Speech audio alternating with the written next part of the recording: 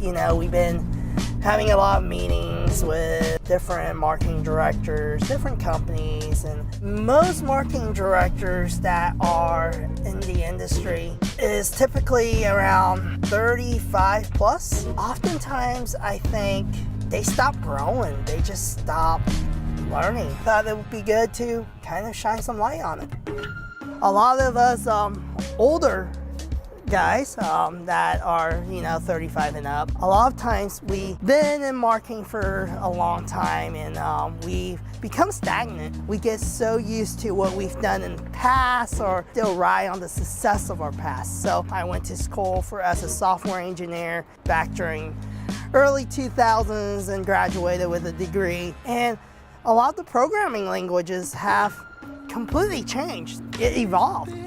When it comes to marketing, I think at the end of the day, it hasn't changed, but the vehicles that help us and the tools have changed. We get stuck on measurements and ROIs, graphs and charts, and those are all good, and there's a time and place for it. But I think as marketing executives and a lot of times directors, we're not in the trenches. So what happens is we become so high level that we start not seeing what's relevant, and we get stuck in our ways, especially with social media. And all you social media practitioners who are in the trenches, you understand this. So at the end of the day, it's about winning attention and then building relationships. So we have to reverse engineer and think about, how do you build relationships? Building relationships is asking questions, being able to be authentic, being able to connect with the right message so that these people choose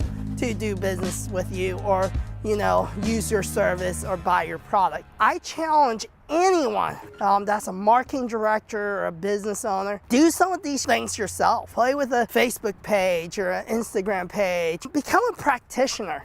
At the end of the day, the best way to understand how digital marketing works is doing it. With the way the whole digital landscape is today and becoming digital first, moving from traditional marketing to digital marketing, you have to stay relevant. Even for myself, is not being stuck and really looking at the bigger picture. I often can learn from my team that are a lot younger, and at the same time I often can learn from people that are older. We have to look at all the generations and not so often just getting stuck on charts and graphs and analytics, but really look at what does it take to build solid relationships and creating an organization worth following, that people are willing to do business with you over and over again, and creating a legacy, something that lasts. So I'm guessing this questions that need addressing, huh?